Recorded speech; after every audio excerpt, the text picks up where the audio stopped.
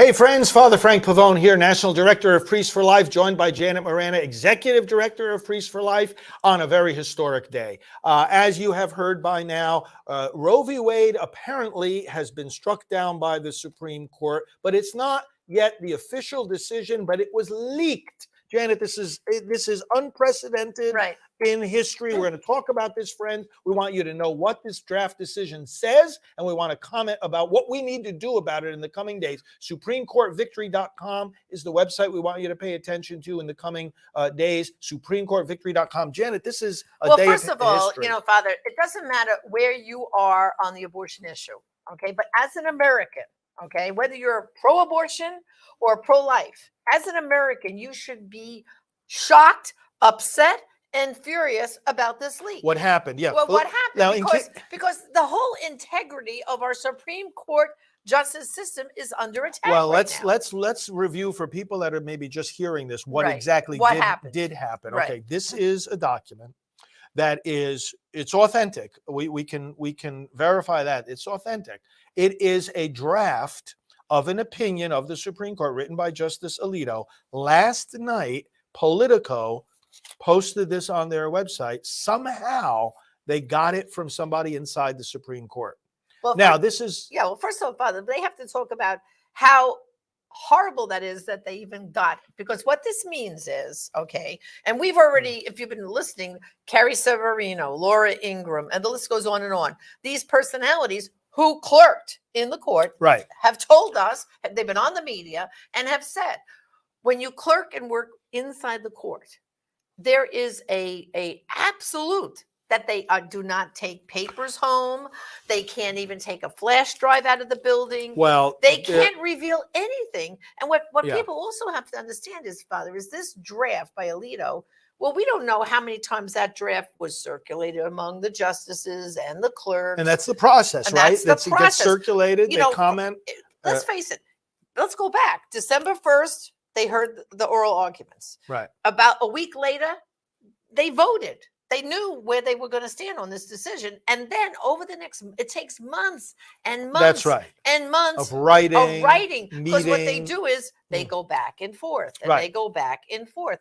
In fact, if we go back to Roe v. Wade itself, if you remember, Father, that little sentence about viability, that got thrown in at the end. At the last minute. Yes. So Yes. this draft, we don't know. And people might be saying, why is it taking so long to come down with the decision? Well, that's because this draft is not the final version yet. Right. We don't know how much more passing around. And because what they do is, like, let's say a clerk from Alito's office will send it over to Kavanaugh or send it to Amy Coney Barrett. Yeah. And they'll circle something and add something. Well, what they're going to do, what they progress. have to decide is, well, first of all, like you said, they take an initial vote. Do I agree? What's the holding that I want to affirm? Right. Like we're going to uphold the Mississippi law. This is about, of course, again, for those that are new to this, about the Mississippi law protecting babies in the womb starting at 15 weeks, which the court says you can't do. Okay. So are you going to uphold that, or are you going to take a different position? Do you want to strike down Roe v. Wade, or do you want to uphold Roe v. Wade? So they decide on what their basic position is. And then when they see the written opinion, they look at it and they say, well, I can sign on to this opinion if you change this or that or the other thing. Right. So they modify sentences or make Or additions. what they also going to decide in the process of that is, maybe I want to sign on to it and then write my own what's called a concurring opinion. Right. I'm going to write my own document saying I agree, but I want to bring up some other arguments that this document doesn't. And then they do the same thing on the other side with the dissent. Right. You know, one justice will write the dissenting opinion, others will sign on to it, but then they might want to write their own dissenting opinion to go along with that. So all of this is why, like you said, it takes months for all this stuff to get written and finalized. Now, in that process, the justices can also change their minds. But you know, it seems to me on a fundamental matter like this, if you've got, as the Politico story verified, already a majority of justices, as in 5, signing on to this, and we'll talk in a minute about exactly what this says, that would be a big deal to change your mind, because it's such a fundamental point. whether or not Well, abortion is a constitutional and the thing is, the right. justices themselves, meaning the more conservative ones, have said in just in other things that they don't see a right to abortion. There is no right to abortion in the Constitution. Constitution. No, there isn't. There isn't. And the other thing too is we know Justice Thomas has gone on record saying that the Supreme Court should get out of being the medical review board. They're sick and tired of that. That's right. So those points have been already well placed. But the other point I don't think anyone's catching here is Politico. How come nobody is calling them to task for what they've done? Because, like, for example, when it came to the Hunter Biden laptop scandal, they squashed that story. They didn't blast that story. So when they were presented, when this clerk, it's got to be one of the clerks, right? Well, there's 45 people that have access to this. The 9 justices, right, and then 4 clerks assigned to each one of them. Right. So you've got a pool of people, 45 in all. Yeah, any one of them could have. Any one of them, which is totally unethical. If they're a lawyer that is clerking for the justice, they could be disbarred. They're going to be. They're going to be disbarred. But the question goes back with Politico. Yeah. They got this just like they got the Hunter Biden laptop scandal. They sat on that story. So what possessed them to put this out there? Listen, friends, if you have questions, ask your questions. We'll get to them. It might take a little while for us to get to them, but ask your questions. Now, for example, Donna is asking a good question. Will they still allow abortion in the cases of incest or rape? Donna, the issue here is this, that the court in this decision, this draft decision of Alito, is saying that these policy matters on abortion should be decided by the legislators. So if in your state you can convince your lawmakers to pass a law that does not allow abortion in cases of rape and incest, or if in another state people can convince their lawmakers to include the exceptions of rape and incest, the Supreme Court is saying, as long as they have a reason for their law, this is what's called the rational basis review, then it's constitutional. Right. In other words, abortion has been given this special constitutional status. And this is what doesn't make sense, as we'll go into some detail on this, because abortion isn't in the Constitution. And there's nothing in the Constitution that says that the states cannot legislate on abortion. So Alito is saying, well, then let the states do their job. Right. Why should public policy that affects you and me and our children and grandchildren be determined by unelected judges, unaccountable justices on the court? Why?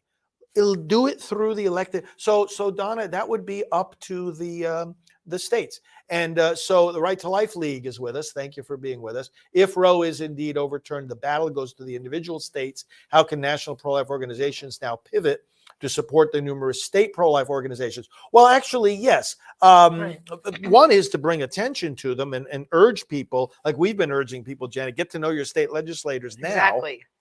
And connect with your state groups, right? Yeah. But we should also point out, it doesn't take away the national role. It doesn't take away the role of the Congress, okay? Because Congress, according to what the court is doing here, would still be able to legislate on abortion. And of course, the national groups will have a role in advocating for that. So, you know what I think of it, Janet, as it's not so much a shift from the federal to the state as it is from the courts to the legislatures. Right. And that's really what it's supposed to happen. Yeah. And you know what people have to realize, and really what that means is it goes back to the will of the people. The will of the people. The will of the people, because they elect either pro-life or pro-abortion politicians based on their beliefs. Right. That's who they support. It all goes back to our whole thing about voting pro-life. Yeah. From the town, from your town council to your school board, all these local positions. You know, where did Obama start? As a community organizer. Community organizer. I mean, you got to start on the small people there and work your way. Let's talk about why this might have happened. You know, this is unprecedented. Right. I mean, actually, go back to the early 70s. In the case of Roe v. Wade, there was a leak. And in the movie Roe v. Wade, we were involved in bringing that about, tells the story of the leak when the justices had their first vote on the Roe v. Wade decision. It was going in the direction of pro-life. right? Upholding the Texas law. Some of the justices didn't like that, and they leaked to the not any written opinion. This is a first for a whole opinion to be leaked like this. But they leaked not the opinion, but they leaked the outcome of the vote in the hopes of doing what? Stirring up, right, the people to pressure the court so that maybe at least one justice would change his or her mind. What could be happening here? What could be happening is they're getting close to issuing the decision. The folks on the inside see it's going the wrong way for them. Okay, it's going to strike down Roe v. Wade. They're starting to get desperate. Okay, because their efforts to persuade the justices internally haven't been working. Right.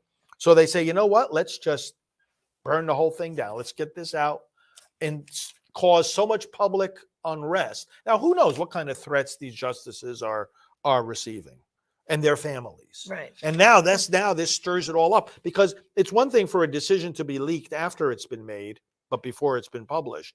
It's another thing for it to be leaked before the final decision. In other words, justices could still change their minds.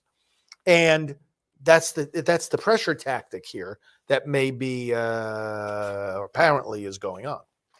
Well, and we also have to look at Chief Justice Roberts, because I'm sure walking into that building this morning, he was not a happy camper. No, because he's got a clean house now. Because no one can feel confident right now in anything. It's bad. It's very bad. I mean, I want to know if they're going to get the IT department in there and scrub all the computers to see. Well, there's got to be some sort investigation. of Yeah. Somebody was asking, would the FBI get involved? And so I don't know. So someone is asking, what did I do when I heard the leaked opinion? I had just gotten off a prayer call about the Dobbs case. Right. Every Monday night, there's a little prayer call at 8:30, which is right around the time that the Politico thing was posted, with Marjorie Dannenfelser of Susan B. Anthony list. We had about 100 people or more from around the country praying about the Dobbs case. And no sooner did I hang up from that call, I texted Marjorie and I said, hey, good job. It was great to be on the prayer call with you. And then she texts me back a very unusual message. She says, news, checking into it. And I said, what does she mean by that? So right after that, I got a text from one of our close associates saying, leaked opinion on overturn of Roe v. Wade. And then the night began. Oh, yeah. The night began. And I grabbed it and I read through it and I was answering questions from people that were calling and so forth. So, But like you're saying, I want to bring up a point here about the abortion distortion. So you're saying, this is no less than an attack on the court, right? Well, it is. The leak, that is. The leak is an attack on our judicial system. Right. I mean, when you think about it, Father, there's been a lot of different decisions lately that we as Catholics and Christians, we didn't agree on gay marriage. That's right. But you didn't see anything leaked and craziness. We didn't, when the gay marriage decision by the court upheld gay marriage, we weren't there clawing at the door of the court. Yeah. We weren't protesting and going crazy. We were sad, continued to pray, said we still won't accept it. But, this is an attack of our government, because what's happened right now is the left has gone so far off to the left. Yes. They really want a socialist, Marxist kind of government. And they want to impose. Yes, they want to impose. Their radical. And they want to silence anyone that does not. So therefore, they don't respect the process, because the process right. is meant to give everyone a voice. Exactly. No matter how contentious the issue is, the process we have, and this includes court procedures, it includes Senate procedures, it includes the filibuster, it includes the Electoral College. These are all built-in safeguards in the wisdom of our founders that allow the minority voice to have a voice. No matter how contentious the issue is, you don't shut down the people you disagree with. Okay.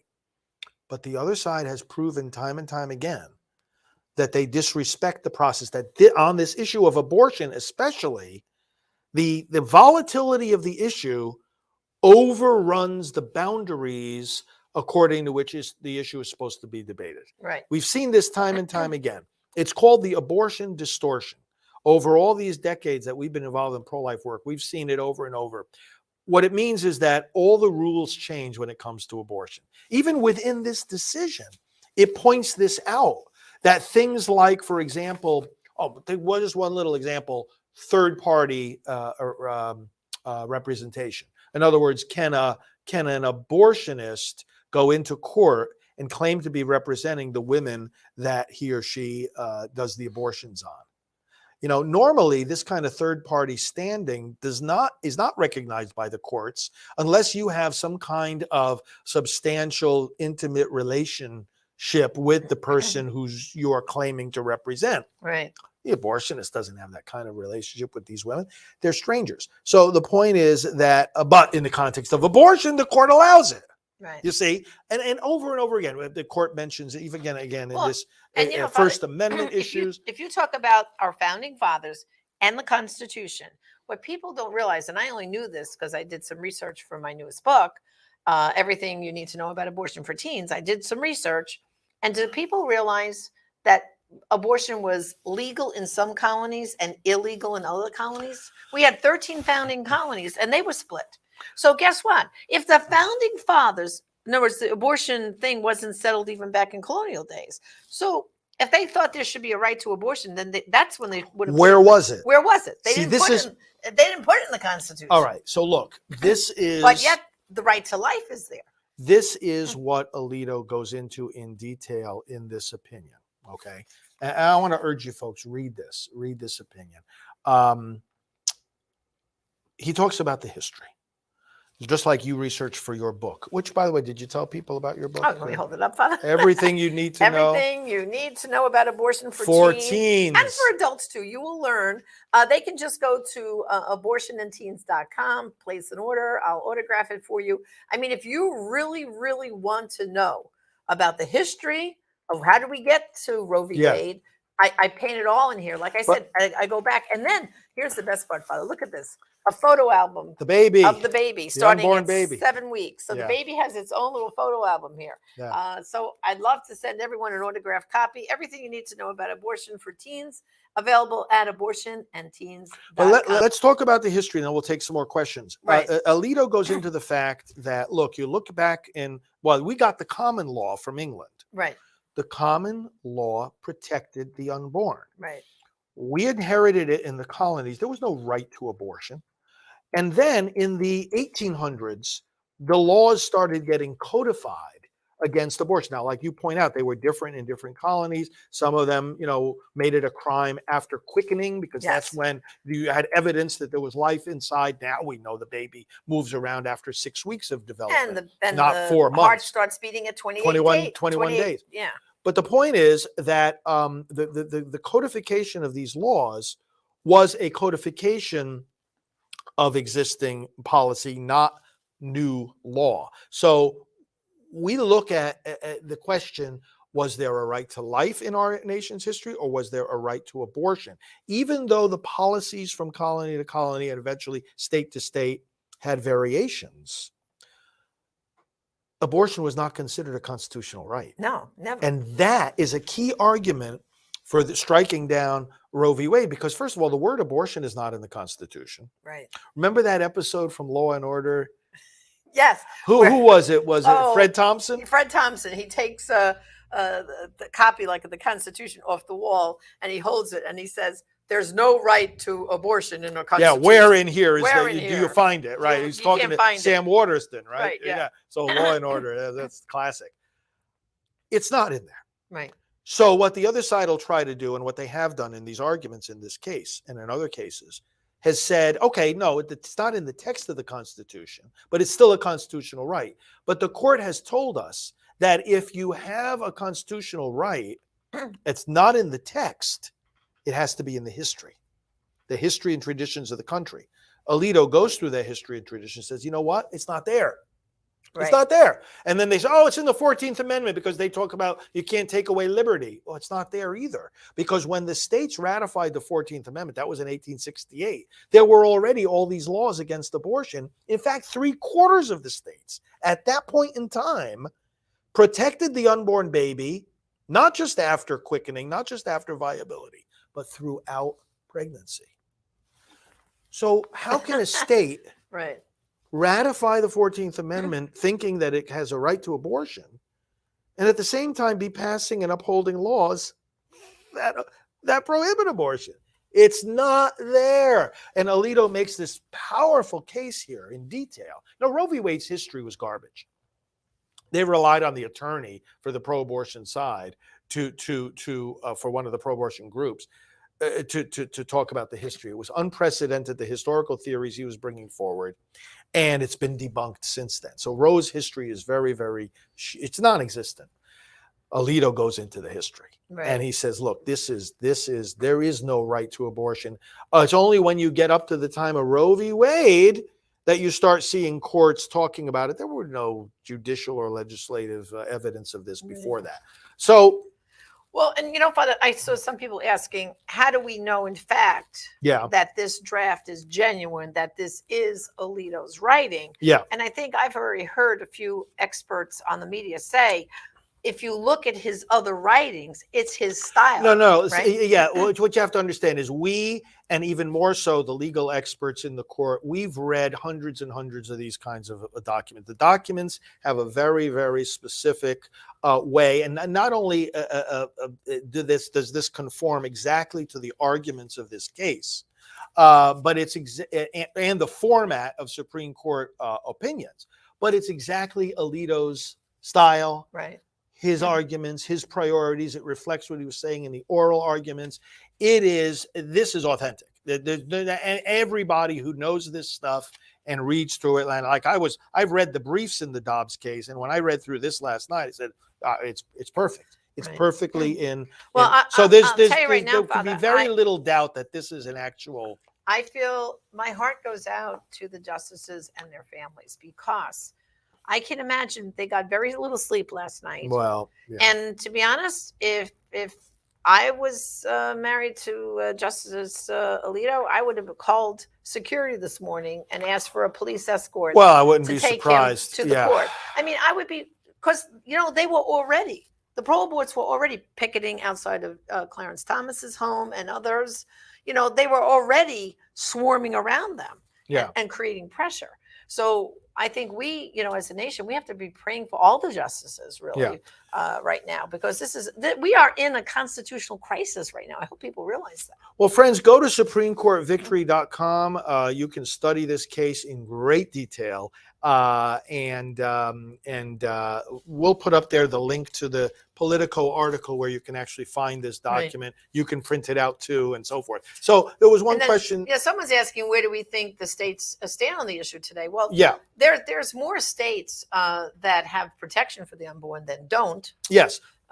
Yes. With the laws that are in place. I mean, momentum has been on our side. It has been on our side, but there has been states like, for instance, Louisiana is one I know off the top of my head, but a bunch others that said they already passed what they call trigger laws that said when Roe v. Wade is overturned, abortion will be 100% illegal, no exceptions in our state. Yeah, and you basically have a 20-20-10 split right now, as far as like. If this becomes which it seems like it's on the track to becoming the dominant opinion here in this case, and the states can do what they want on abortion, you're going to have about 20, 21 states where the unborn are going to have some serious protection. And we've been seeing states moving in that direction right here in Florida. We just had Governor DeSantis sign the 15-week bill, just like Mississippi. Protecting babies, right? Oklahoma's been going wild. Oklahoma just passed a bill too, saying that abortion is going to be illegal in their state. A number of other states, and of course, on the sad end, we have New Jersey, where your former home.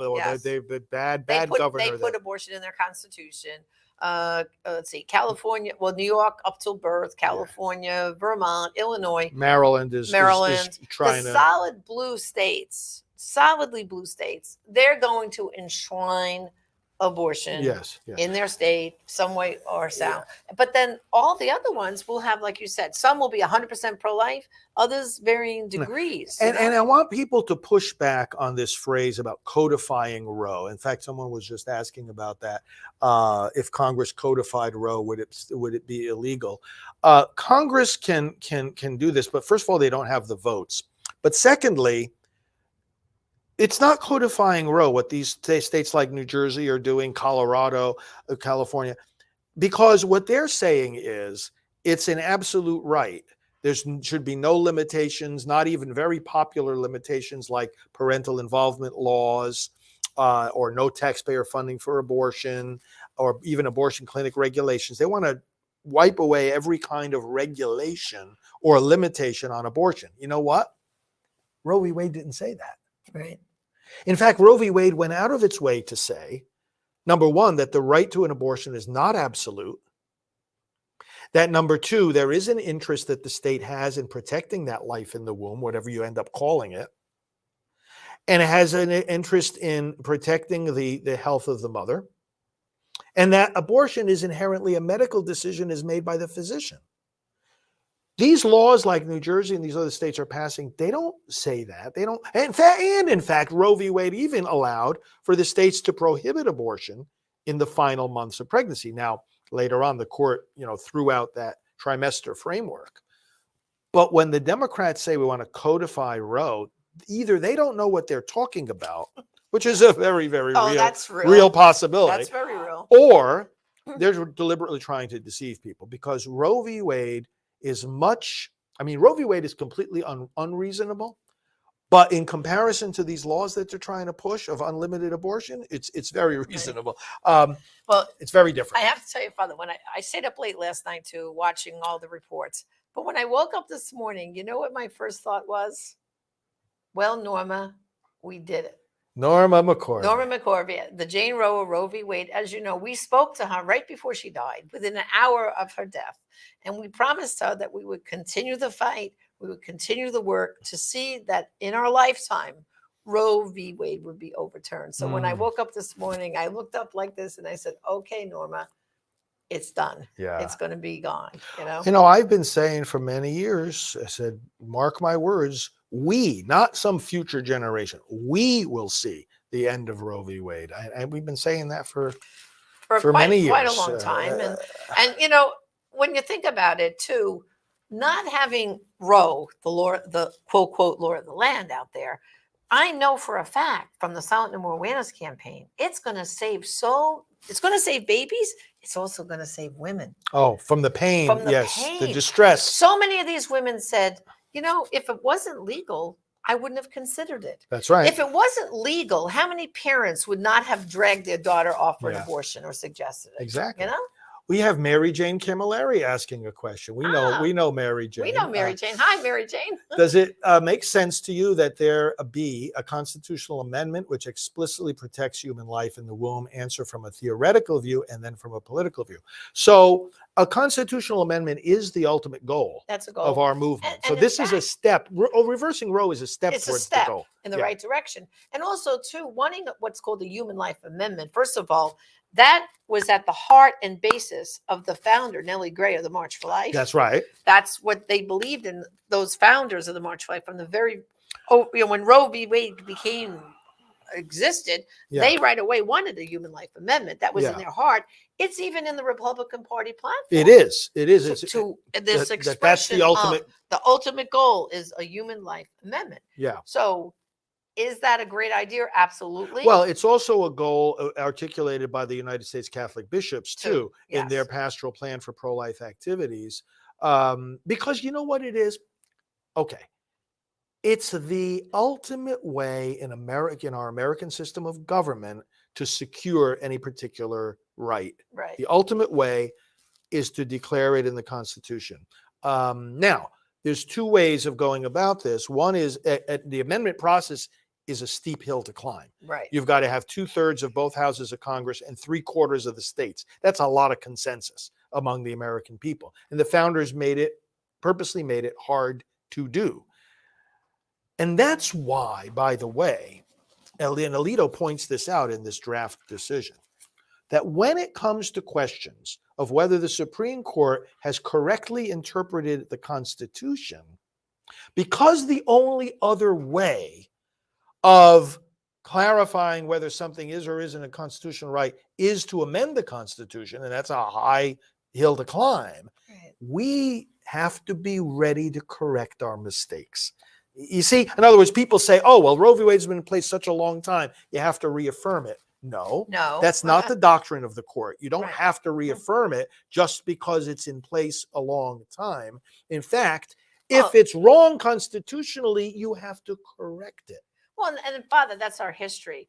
At one time, it was legal to have slavery. At one time, it was legal for women not to vote. And so segregation, right? So all that, those were steep hills to climb that eventually were overcome. Either the Supreme Court corrects an erroneous constitutional interpretation, right, or you got to have a constitutional amendment. And that's why they say that this stare decisis, this let things stand the way the court has decided them. There's an important value there. Okay, there's an important meaning to that, but it's at its weakest when it comes to these core constitutional questions. Not everything a court decides is a constitutional question. The courts are deciding disputes between people, who say they've been injured in a certain way by the government. Okay, but constitutional questions. You look at stare decisis, but it's not a command, an inexorable decree. You've got to be able to change if you recognize, wait a minute, this doesn't, like Alito was saying here, there's no right to abortion in the Constitution. Let the political bodies work it out. So then Mary Jane goes on to the question of, well, what about politically? Politically, the support isn't there yet for a constitutional amendment. No. But that's okay. We're working towards that. Exactly. I mean, that's the final goal. Yeah. And we just keep working. I mean, obviously, the first goal was to get rid of Roe v. Wade. So once that, it looks like we're about to do that. And people have to understand, it's not done yet. It's not completed. No. This was a draft leak. A leak. It should not have happened. It should not have happened. They have not issued their decision or the formal document yet. That's right. That's yet to happen. So that's why we have to keep praying. This is not a done deal. But the first goal was, if we get rid of Roe v. Wade, then it goes back to the states. And now, someone else I think asked, will this affect the midterm election? Of course it's going to, because it's going to. Well, if you ask me, Father, if someone were to give me the prediction here, this was definitely a liberal Democrat who leaked this, someone within the court, that were a clerk, because they're looking at the news cycle. Biden's ruling rate is going this, right? The country we're about to go into a recession. The gas is through the roof, food through the roof, supply issues. I mean, and then of course is the war in Ukraine. I mean, there's just so many problems that every poll you look at says the Republicans are going to romp in November and take back the House, and increase the Senate and so forth and so on.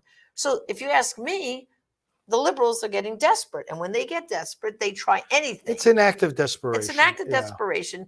First of all, look what they've accomplished. They changed the news cycle. Yesterday, before this happened, the news cycle was all about Biden's numbers, the war in Ukraine, the economy, inflation, the interest rates about to go up. That was the news cycle.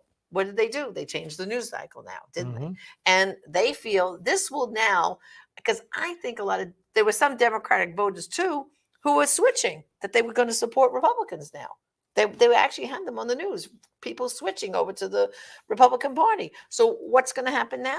Well, all these people who want to keep abortion, that's going to gin them up to get out and vote. I think that's what this is, a tactic to get. Well, my challenge to the other side is make your case. They don't want to describe what they defend. So make your case. You think dismembering a baby is okay? Right. Show it to us. Show America what an abortion is. Show it to us. Show it. As a matter of fact, they can go. We have a webpage. Let's let the camera focus on you for a minute. I'm going to get some. Let's get the board that shows the abortion diagrams. I think it's right there. Look at abortion. And they can go to lookatabortion.com, right? Look at abortion. Yes, that's right. Lookatabortion.com. We have a webpage. Here, friends. Okay, take a good look at this. The Democrats won't show you this. No. But this is what they support. So this is what, we want Roe v. Wade. We want Roe v. Wade. You want Roe v. Wade? This is what you want. This is what you want. In fact, let me bring it closer to the camera. This is what you want. This is what an abortion does. This is a medical diagram showing literally the dismemberment of the baby piece by piece. And my goodness, I mean, how can any civilized person allow this or agree with this or think that this is constitutional. There it is. I mean, this is what it is, brothers and sisters. So, yeah. So we have to keep showing the people. But all right, well, let's look at some of these other questions. Let's see what a couple of these other ones. Will the person who leaked it be found? Well, we hope so. We hope so. Yeah. Well, like I said earlier, Father, yeah. well, first of all, they have to first find who the person is. And I have a hunch they're going to have to check everyone's computer system there to see outgoing emails and all that. And they could find out from what computer it came from, that this was sent. This had to have been passed electronically, Father, right? I mean, that's how this was leaked. Some computer within that Supreme Court building, somebody pressed the button and leaked it. Yeah. And then if that person is a lawyer, because a lot of the clerks are attorneys, they're in their beginning of their career. Right. If it's an attorney, they will be automatically disbarred, 100%. And if any other charges can be brought against them, I don't know. That's for the courts to figure that part out. But somebody said, how will this affect the midterms? The other side is going to try to say the Supreme Court is taking away our right to abortion. That's not what's happening. No. The Supreme Court is throwing it back to the people, both on the federal and the state lawmaking level, to decide to work out the competing arguments. Whether abortion is legal or illegal is not the decision of the courts, but the decision of the people. Okay, so in that sense, it can help the midterms quite a bit. That first of all, we expose it and we say to people, here's what the Democrats stand for. Right. Because the Democrats don't want people to see these diagrams. They don't want people to hear a description of abortion. So if this inflames the debate, which it's obviously doing, and pro-life people, including pro-life candidates, are not afraid to describe abortion, it will help the midterms. Pro-life is a winning issue. We have seen that in electoral politics in America. Some candidates get bad advice and they're told, oh, well, yeah, you say you're pro-life, but then quickly change the subject and go off to another issue. Well, it's something that President Trump didn't shy away from when he was debating Hillary Clinton. Yeah. In that last debate, he was the first time, I was cheering. He was the first time a candidate said, oh, well, you're for ripping a baby apart. Rip them from the womb. Rip them from the womb. Yeah. 9 months. 9 months. Yeah. And that's what the Democrats are for, abortion to birth. And so you got to call them out on it and say it is what it is. Here's a very good question from Iris. Father, you said this is the first step in the right direction. What is the next step? Do we get to vote pro-life? The next step after the court takes what the court is doing here, again, if this becomes the actual opinion, is taking away the obstacle for the lawmakers to actually protect the unborn. And prohibit abortion. And protect the mothers. So the next step is to get those laws in place, both on the state and the federal level. So we have to get to know our state legislators, work with them, advance pro-life legislation in the states and in the Congress so that more and more and more babies are actually protected under the law in more and more circumstances. And Father, just at the federal level alone, this is going to really help. There's all kinds of legislation that's been sitting in the hopper there. And and if we increase the House and the Senate in the midterms, well, the Born Alive bill. All right, so let's let a few of the steps in the Congress. Born Alive, start by protecting babies who survive abortion. Right. Okay. That bill could come out of the hopper and be signed into law. No taxpayer funding for abortion. Right. Okay. Fetal pain was another one. Protecting babies. Well, see, then they have to decide at what limit are we going to put abortion on the federal level? Because right now there is no federal law that stops abortion at any time in pregnancy. The people should ponder that for a moment. There is no, if a healthy mother carrying a healthy baby wants to get an abortion the day before birth, there's no federal law that prohibits that. Right. No federal law. So the federal lawmakers need to decide, what are we going to do? Are we going to do what Mississippi did? They could. 15 weeks, what Florida just did. Okay, this is becoming more popular. Because now, I mean, the court is saying, with this opinion, by the way, Janet, the court doesn't just say that 15 weeks is constitutional. They're saying the states can protect all the babies All the babies from the beginning. Right, whatever they want. So that's but on the federal level, realistically. Well, the problem we have on the federal level too right now, Father, is we have a pro-abortion president.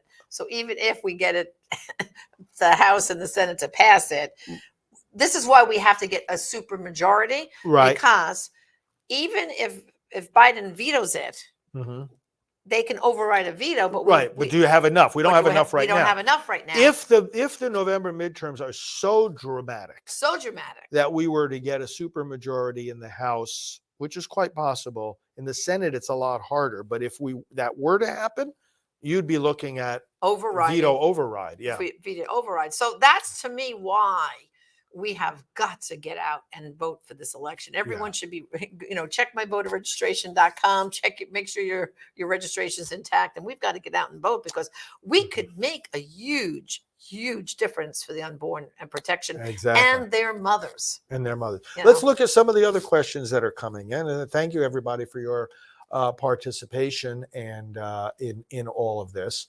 Let's see some of these questions. Give us a second here to look at them. Okay, we saw those.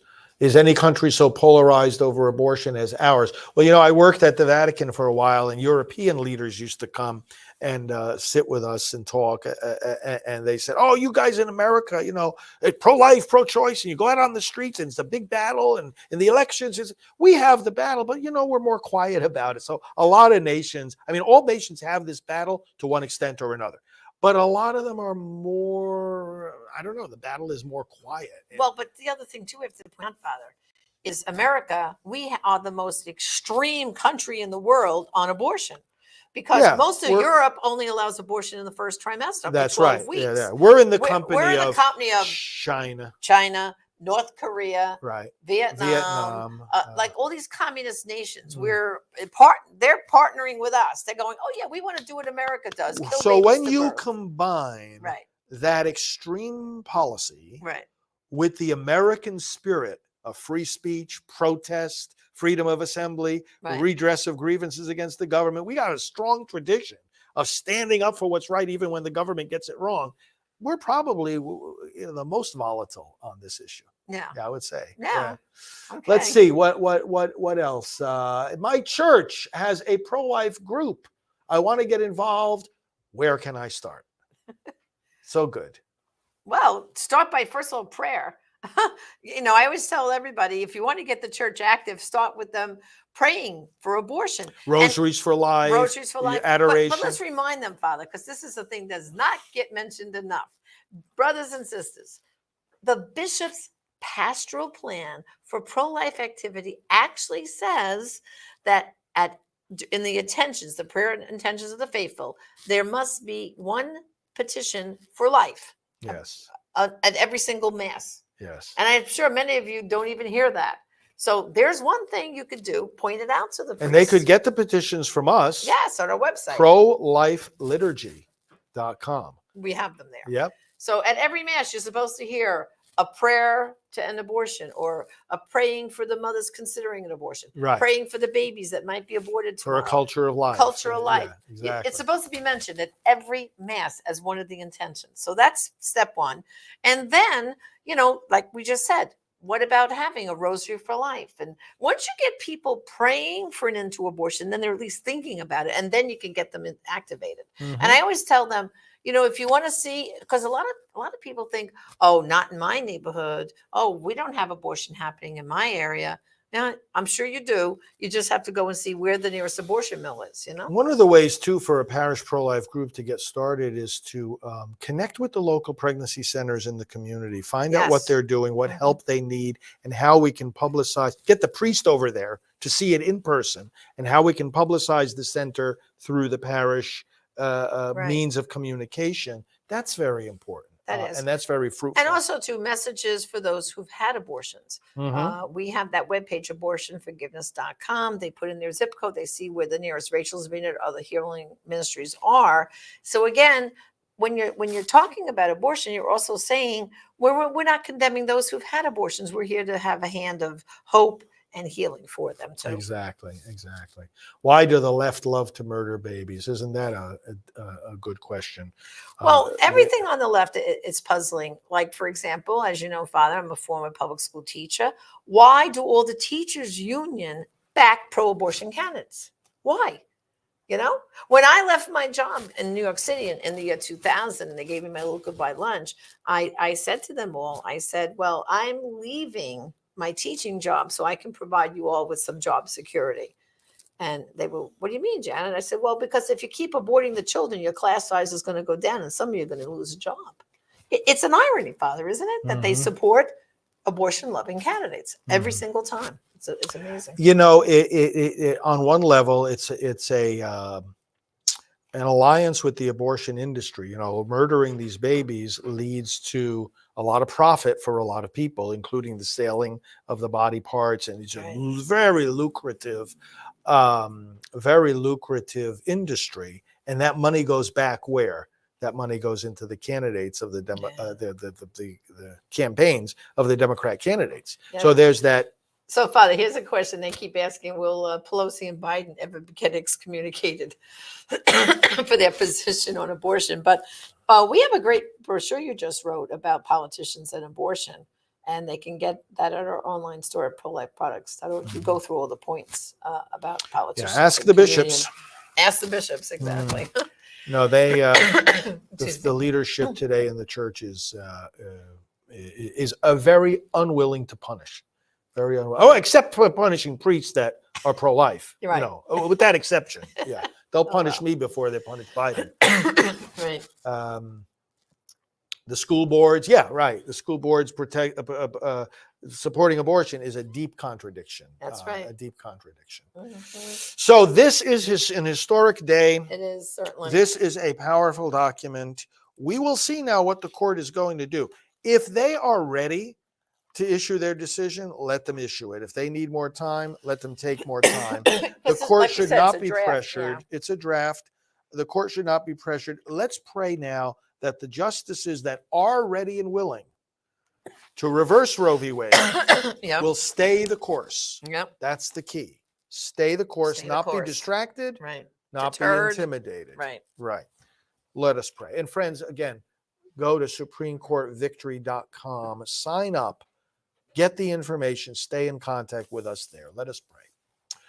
Father, we ask you to send the Holy Spirit upon the justices of the Supreme Court. And as this story blows up all over the country, all over the world, keep them focused.